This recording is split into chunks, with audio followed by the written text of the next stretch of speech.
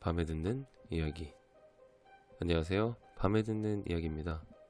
오늘의 이야기는 미스터리한 살인사건, 엘리사렘 살인사건에 대한 이야기입니다. 그러면 오늘의 이야기 시작하겠습니다. 2013년 1월 31일 미국 로스앤젤레스 세실 호텔에서 투숙 중이던 중국계 캐나다인 엘리사렘의 실종 사건이 발생했습니다. 엘리사렘이 실종된 후 약 20일 뒤인 2월 19일 호텔에서 물맛이 이상하다는 손님들의 불만이 이어지자 호텔은 옥상의 물탱크를 조사했는데 그 안에서 엘리사렘의 시체가 발견되었습니다. 당시 엘리사렘은 나체 상태였고 옷가지가 물탱크 물 위에 떠다니고 있었습니다. 미스터리한 점은 여기서 시작됩니다. 세실 호텔 옥상에 있는 물탱크로 가는 문은 잠겨 있었기 때문에 관리자들만 들어갈 수 있었습니다. 알림 장치가 있어서 외부인이 열려고 하면 울리게 되어 있었기에 엘리사렘이 호텔 옥상 물탱크까지 아무도 모르게 가는 게 거의 불가능하다는 것입니다. 그리고 만약 자살이라면 직접 올라가 물탱크 뚜껑을 열고 들어가서 다시 뚜껑을 닫아야 하는데 물탱크 높이가 2.5m 정도로 사다리를 타고 가야 하고 물탱크 뚜껑도 꽤나 무거워서 일꾼들을 동원해야 열 수 있었습니다. 이런 물탱크의 뚜껑을 여성 혼자서 연다는 건 불가능해 보입니다. 또한 힘들게 연 물탱크 뚜껑을 열고 옷을 다 벗은 채 들어가 뚜껑을 닫고 자살한다는 건 매우 이해할 수 없는 행동입니다. 무엇보다 이 사건이 많이 회자가 된 건 엘리사렘이 실종되기 전 엘리베이터 CCTV에 찍힌 영상 때문입니다.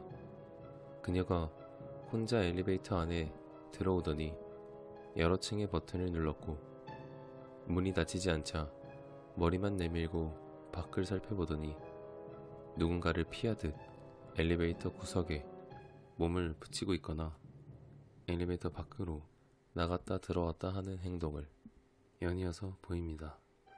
그러다 엘리베이터 밖으로 나가서 누군가와 이야기하듯 손을 내젓는데 이 모습이 상당히 기괴합니다.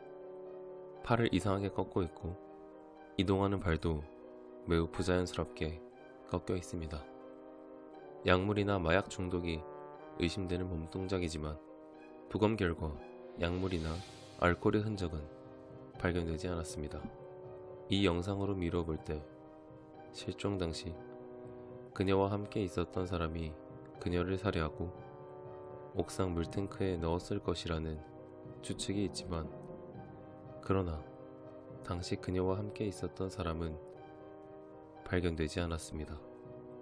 현지 경찰은 타살이 아닌 익사사고로 보고수사를 종결했습니다. 엘리사렘이 사망한 세실 호텔은 1927년에 세워진 굉장히 오래된 비즈니스 호텔입니다. 오랜 세월 동안 존재해온 이 호텔 안에서 3건의 살인사건과 다수의 자살사건이 발생했습니다. 한 번은 투숙자가 호텔에서 뛰어내려 보행자와 부딪혀 둘 다 사망하기도 했습니다.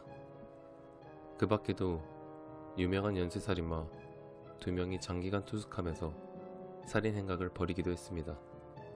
그 2명은 리처드 라미레즈와 잭 운터버거로 리처드 라미레즈는 14명을 살해했고 잭 운터버거는 오스트리아에서 6명의 여성을 살해하고 LA에서도 3명의 여성을 더 살해했습니다.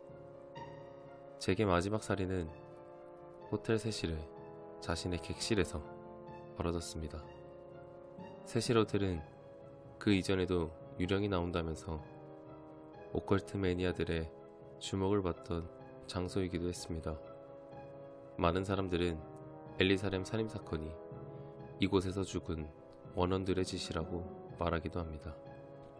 이 미스터리한 사건의 이야기는 여기까지입니다.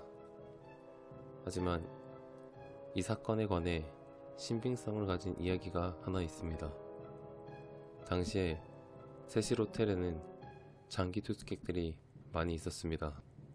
하지만 장기 투숙객들은 대부분 범죄자들이 많았기 때문에 호텔에 대한 이미지는 좋지 않았습니다. 장기 투숙객들을 쫓아내고 호텔을 리모델링하기로 결정했습니다. 호텔에서 쫓겨나서 지낼 곳이 없어진 장기 투숙객들은 호텔의 이미지를 깎아내려 계획이 제대로 실행되지 못하도록 했다는 이야기가 있습니다. 엘리사렘 사건도 이러한 장기 투숙객들의 방해로 발생한 사건들 중에 하나라는 이야기입니다. 장기 투숙객들은 호텔의 내부 구조와 시스템을 잘 알고 있었기 때문에 CCTV에 걸리지 않고 엘리사렘을 살해할 수 있었다는 겁니다. 하지만 어디까지나 추측이고 아직 사건에 대한 미스터리는 풀리지 않았습니다. 오늘의 이야기는 여기까지입니다. 다음에는 더 재밌는 이야기로 찾아뵙도록 하겠습니다. 그러면 오늘의 이야기 마치도록 하겠습니다. 시청해주셔서 감사합니다.